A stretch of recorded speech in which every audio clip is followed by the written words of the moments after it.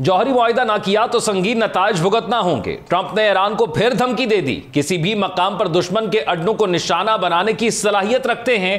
सिपाही पासदारान इनकलाब का दो टोक जवाब। अमेरिका के यमन में दर्जनों हौसी अहदाफ पर हमले जारी। ईद के दौरान जंगबंदी के बदले कुछ कैदियों की रिहाई बारे एक नई तजवीज सामने आ गई। जनेन कैंप मुकम्मल तौर पर गैर काबिल रिहाइश हो चुका है, म्यूनिसिपैलिटी की जानिब से यह कहा गया, जबकि फलस्तीनी वजारत खारजा ने मुसाफितरा में आबादकारों के हमले को नस्ली तत्हीर करार दिया। इसराइली फोर्सेज गजा में तिब्बी टीमों को निशाना बना रही हैं और उनके काम में रुकावट डाल रही हैं। तिब्बी माहिरीन के ग्रुप का इंकशाफ सामने आया, जबकि इसराइली फोर्सेज की बमबारी 10 दिन में 900 से ज्यादा फलस्तीनी शहीद हो गए हैं। नाज़रीन, आप देख रहे हैं 92 डिजिटल और मैं हूं ज़ौक अहमद। अमेरिकी सदर डोनाल्ड ट्रंप ने एक बार फिर ईरान को धमकी दी है कि अगर जौहरी मुआहिदा ना किया तो उसे संगीन नताइज भुगतना होंगे। गैर मुल्की खबरसां एजेंसी के मुताबिक ईरान की जानिब से जौहरी मुआहिदे पर मुज़ाकरात के हवाले से खत के जवाब पर अमेरिकी सदर ने रद्द अमल देते हुए कहा कि अगर ईरान जौहरी मुआहिदा करने में नाकाम रहा तो उसे संगीन नताइज का सामना करना पड़ेगा। ट्रंप ने ओवल ऑफिस में सहाफियों से बात करते हुए बताया कि मैंने हाल ही में ईरान को एक खत भेजा जिसमें कहा कि आपको फैसला करना होगा, या तो हमें बैठकर बात करनी होगी या फिर बहुत बुरा होगा। अमेरिकी सदर ने कहा कि मेरी सबसे बड़ी तरजीह यह है कि हम ईरान के साथ मामला हल करें, लेकिन अगर हम इसे हल ना कर सके तो ईरान के लिए बहुत बुरी चीजें होने वाली हैं। अमेरिकी सदर ने मार्च के आगाज में इंकशाफ किया था कि उन्होंने जौहरी मुआहिदे पर मुज़ाकरात के लिए ईरान के सुप्रीम लीडर आयतुल्लाह ख़ामेनी को एक खत भेजा है। अमेरिकी सदर ट्रंप ने कहा था कि ईरान से दो तरह से निपटा जा सकता है, एक रास्ता तो अस्करी है और दूसरा यह कि मुआहिदा किया जाए। मैं मुआहिदा करना चाहूंगा क्योंकि मैं ईरान को नुकसान नहीं पहुंचाना चाहता, वो बहुत अच्छे लोग हैं। ट्रंप ने कहा था कि उम्मीद है ईरान मुज़ाकरात करना चाहेगा, लेकिन अगर ऐसा ना हुआ तो इसका मुतबादिल यह है कि फिर हमें कुछ करना पड़ेगा, क्योंकि हम एक और जौहरी बम नहीं बनने दे सकते। इस दौरान ट्रंप ने ईरान पर इजाफी पाबंदी और मुज़ाकरात से इनकार की सूरत में फौजी कार्रवाई की धमकी दी थी। ईरान ने मौजूदा हालात में अमेरिका के साथ बराह रास्त मुज़ाकरात से इनकार कर दिया, लेकिन बिलवास्ता मुज़ाकरात के इम्कान का इंदिया दिया है। जुमेरात को ईरान के वजीर खारजा अब्बास इराक्ची ने सरकारी न्यूज़ एजेंसी को बताया कि ईरान ने ओमान के जरिए ट्रंप के खत के जवाब में एक खत भेजा है जिसमें मौजूदा सूरत हाल और ट्रंप के खत के हवाले से ईरानी नुक्ता नज़र को वाज़े किया गया है। ईरानी वजीर खारजा ने कहा कि माजी की तरह अब भी अमेरिका के साथ बिलवास्ता मुज़ाकरात हो सकते हैं। याद रहे कि डोनाल्ड ट्रंप की जानिब से ईरान के आला हुक्काम को लिखे गए खत में ईरान को नए जौहरी मुआहिदे के लिए 2 माह की मोहलत दी गई थी, जबकि सिपाही पासदारान की बहरिया के सरबराह ने कहा है कि ईरान किसी भी मकाम पर दुश्मन की तंसीबात को निशाना बनाने की सलाहियत रखता है। रिपोर्ट के मुताबिक इस्लामी इनकलाबी बहरिया के कमांडर रेयर एडमिरल अली रजा तंगीरी ने मिसाइल ज़खायर पर मुज़ाकरात के इम्कान को मुस्तरद करते हुए कहा कि ईरान किसी भी हमले का फैसला कुन जवाब देने के लिए हर वक्त तैयार रहता है, और उन्होंने ये वाज़े तौर पर कहा कि हमारे पास तमाम सलाहियतें मौजूद हैं और इन सलाहियतों पर मुज़ाकरात नहीं करेंगे। तंगीरी ने कहा कि ईरान अपने हमसाया ममालिक के साथ पुरअमन ताल्लुकात का ख़्वाह है। हम हमेशा खित्ते के ममालिक के साथ दोस्ती का हाथ बढ़ाते हैं। बहैसियत मुसलमान हम अपने हमसाया ममालिक के लिए किसी किस्म का खतरा नहीं है। ईरानी बहरिया के सरबराह ने वाज़े किया कि ईरान जंग शुरू करने का कोई इरादा नहीं रखता, लेकिन अगर ईरानी मफादात या आवाम पर हमला किया गया तो उसका सख्त जवाब दिया जाएगा। उन्होंने मजीद वजाहत की कि आबनाए हरमस की बंदिश का फैसला आला हुक्काम के इख्तियार में है, लेकिन अगर उन्हें ऐसा कोई हुक्म मिला तो उस पर अमल दरामद की जिम्मेदारी होगी। अमेरिकी सदर डोनाल्ड ट्रंप के पैगाम और धमकियों के बारे में सवाल पर तंगीरी ने कहा कि मुझे ट्रंप के पैगाम की कोई खबर नहीं, ना ही मैं इसका तज्जिया करने का ख्वाहिशमंद हूँ। मैं इसकी धमकियाँ सुनता हूँ, उसके इक़दामात देखता हूँ और उसका मुकाबला करने के लिए तैयार रहता हूँ। तंगीरी ने मजीद कहा कि ईरान दुश्मन के किसी भी अड्डे को निशाना बनाने की सलाहियत रखता है और अगर ईरान पर किसी भी मकाम से हमला किया गया तो जवाब में उसी मकाम पर भरपूर हमला किया जाएगा। हम दुश्मन के तमाम अड्डों को निशाना बनाने की सलाहियत रखते हैं, चाहे वो कहीं भी हों। कोई हमें निशाना बनाकर बच नहीं सकता। अगर हमें उन्हें खलीज मैक्सिको तक भी पीछा करना पड़ा तो हम करेंगे।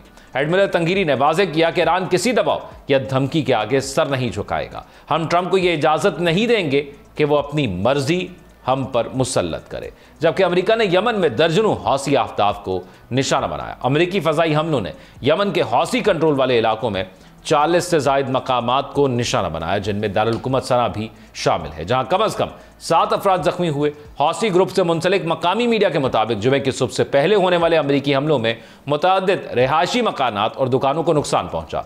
ये हमले सादा, मारब, अलजोफ और अल हदेदा के सूबों में किए गए। दीगर अहदाफ में सना इंटरनेशनल एयरपोर्ट भी शामिल था, जो शहरी और अस्करी दोनों मकासद के लिए इस्तेमाल होता है। जबकि सरा के शुमाल में वाक़ इमरान के पहाड़ी इलाके में भी हमले किए गए, जहां फौजी कैंप और दीगर तनसीबात मौजूद होने का शुबा है। अल मासीरा के मुताबिक इन हमलों में पूरे मुल्क में कम अज कम 7 अफराद जख्मी हुए, जिनमें से एक सना में था। रिपोर्ट में मजीद कहा गया कि हमलों के बाद मवासलाती नेटवर्क भी मुनक़ता हो गए। अमरीकी फौजी कमांड, जिसे व्हाइट हाउस की पेश की मंजूरी के बगैर यमन में हमले करने का इख्तियार हासिल है, ने फौरी तौर पर इन हमलों की तस्दीक नहीं की। यह नया फ़ज़ाई हमलों का सिलसिला उस वक्त शुरू हुआ जब हौसियों ने धमकी दी कि अगर इसराइल ने गजा में इमदाद की तरसील रोकी तो बहराए अहमर में जहाज़ों को दोबारा निशाना बनाएंगे। हौसियों का कहना है कि इन हमलों में अब तक कम से कम 57 अफराद हलाक हो चुके हैं, जबकि गजा में जंगबंदी की खिलाफ वर्जी के बाद 12 दिन तक मैसूर पट्टी पर इसराइली हमले जारी हैं। दूसरी तरफ हमास ने ऐलान किया कि तंजीम और साल्सों के दरमियान जंगबंदी को दोबारा शुरू करने के लिए बातचीत हालिया दिनों में तेज हुई है। जबकि नई पेशरफ सामने आई है। इसराइली ब्रॉडकास्टिंग कारपोरेशन के मुताबिक ईद उल फितर की जंगबंदी के बदले में कुछ इसराइली कैदियों की रिहाई की तजवीज़ तेल अवीव इत्तफाक कर सकता है। इसराइली मीडिया ने मजीद कहा कि यह अभी तक वाज़ेह नहीं है कि कैदियों की एक छोटी खेप के बदले तहरीक के मुतालबात क्या हैं। रिहा होने वालों के मुजव्वज़ा नामों में अमरीकी नायाब एडन अलेक्जेंडर को शामिल किया जा सकता है। उन्होंने कहा कि सालिस हमास के बाद सीनियर अरकान में रमज़ान के इख्तिताम पर ईद उल फितर की छुट्टियों के दौरान जंगबंदी के लिए यरगमालियों की एक छोटी तादाद को रिहा करने पर आमादा नजर आते हैं। इस तजवीज़ के हवाले से अमरीका और कतर की शिरकत के साथ भरपूर कोशिशें जारी हैं। उन्होंने मजीद कहा कि यह मुआहिदा ईद उल फितर से इतना मुंसलिक नहीं था जितना यह गुज़िश्ता चंद दिनों में हमास के खिलाफ गजा में फूटने वाले मुजाहिरों के बाद हुआ है।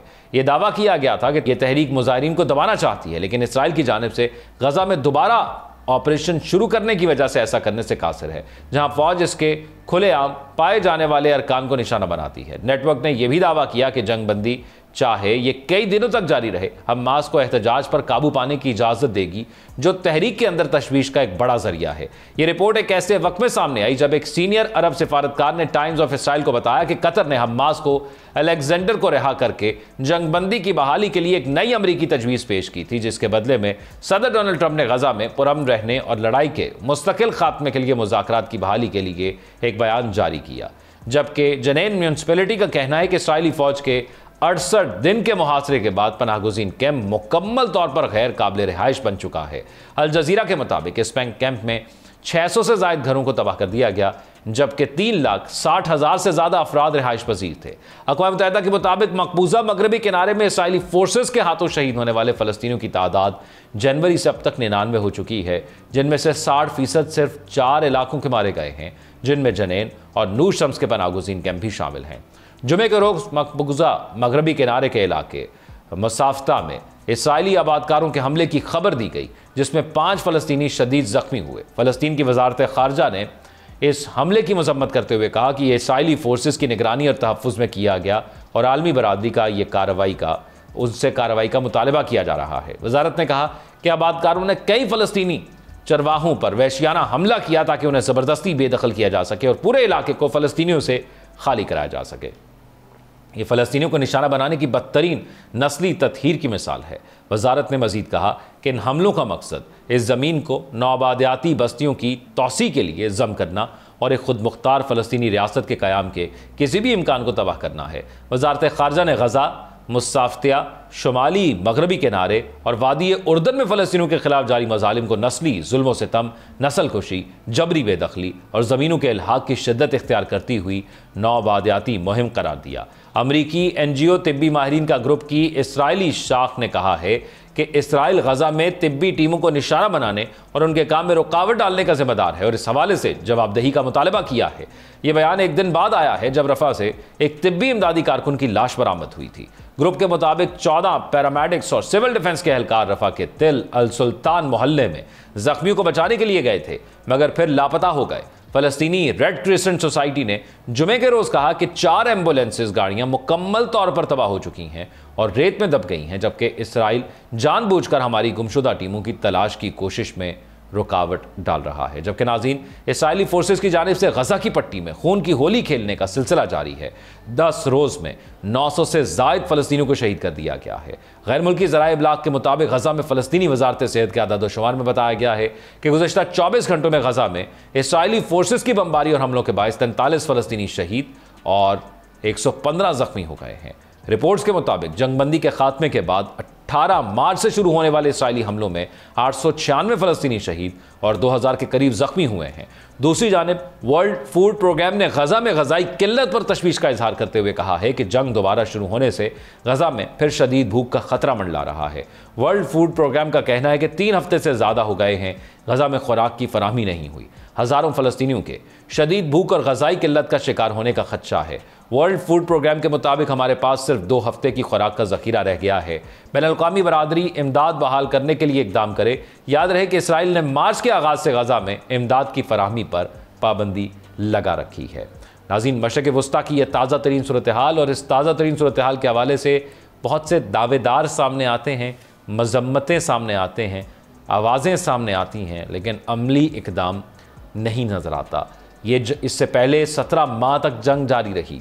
हम मुज़ाकरात खेलते रहे और जब उनका दिल किया उन्होंने मुज़ाकरात कर लिए, हम मुआहिदा कर लिया। जब उनका दिल किया उन्होंने तोड़ दिया और फिर नस्लकुशी करना शुरू कर दी। हम पहले भी खामोश थे। जब ये मुआहिदा हुआ तो कुछ इस्लामी ममालिक ने सोचा कि हम इसका क्रेडिट ले लेते हैं। उन क्रेडिट लेने के लिए उन्होंने अपनी आवाज़ को बुलंद किया, अपने दलाइल और हक़ाइक़ को बुलंद नहीं किया। हक़ाइक़ तो मौजूद है, सबके सामने मौजूद हैं, लेकिन वहाँ से आवाज़ और एक तवाना आवाज़ आने की ज़रूरत है। और दोबारा जब अब जंगबंदी मुआहिदे को ख़त्म किया गया तो फिर एक खामोशी है और ये खामोशी मज़ीद तबाही फैला रही है। यहाँ पर तो ये खामोशी से शायद गुजारा हो जाए, लेकिन इसका कहीं ना कहीं जवाब ज़रूर देना पड़ेगा। आप क्या राय रखते हैं? कमेंट सेक्शन में आगाह कीजिएगा। अपना ख्याल रखिएगा। अल्लाह हाफ़िज़।